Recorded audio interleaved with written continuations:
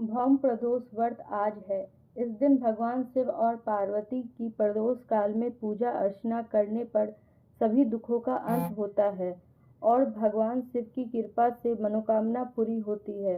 भौम प्रदोष व्रत के दिन शिव जी का पूजन करने के बाद भौम प्रदोष व्रत की कथा का पाठ अवश्य करना चाहिए।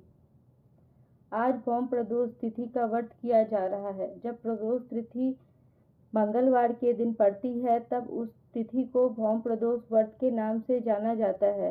भौम प्रदोष व्रत का महत्व शास्त्रीय रूप में यह मंगल ग्रह भौम और भगवान शिव की विशेष कृपा प्राप्ति से जुड़ा हुआ है।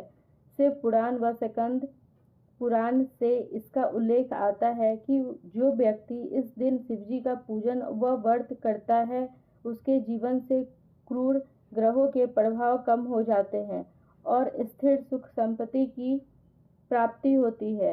भौम प्रदोष व्रत के दिन कथा सुनने व पढ़ने मात्र से जीवन के सभी कष्ट दूर हो जाते हैं। भौम प्रदोष व्रत कथा।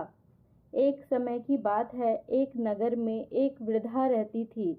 उसका एक ही पुत्र था। वृद्धा की हनुमान जी पर गहरी आस्था थी। वह प्रत्येक मंगलवार को नियम पूर्वक व्रत रखकर हनुमान जी की आराधना करती थी। एक बार हनुमान जी ने अपनी भक्तिनी उस वृद्ध महिला की श्रद्धा का परीक्षण करने का विचार किया।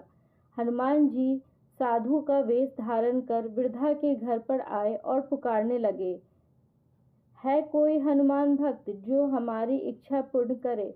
आवाज उस वृद्धा के कान में पड़ी।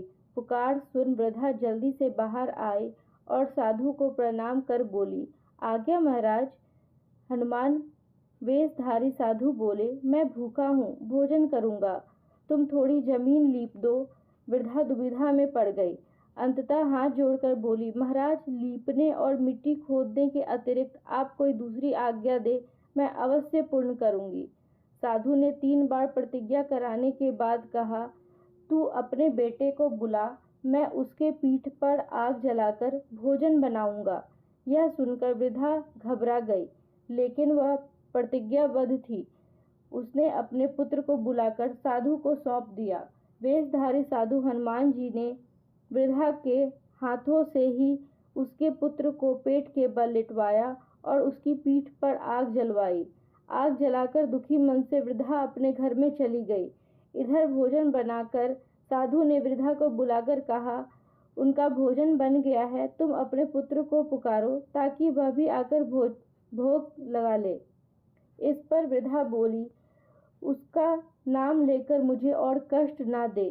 लेकिन जब साधु महाराज नहीं माने तो वृद्धा ने अपने पुत्र को आवाज लगाई। वह अपनी माँ के पास आया। अपने पुत्र को जीवित देखकर वृद्धा को बहुत आश्चर्य हुआ और वह साधु के चरणों में गिर पड़ी। तब हनुमान जी अपने वास्तविक रूप में प्रकट हुए और वृद्धा को भक्ति का आशीर्वाद दिया। बोलिए बजरंग बली की जय। हर हर महादेव। ओम नमः शिवाय।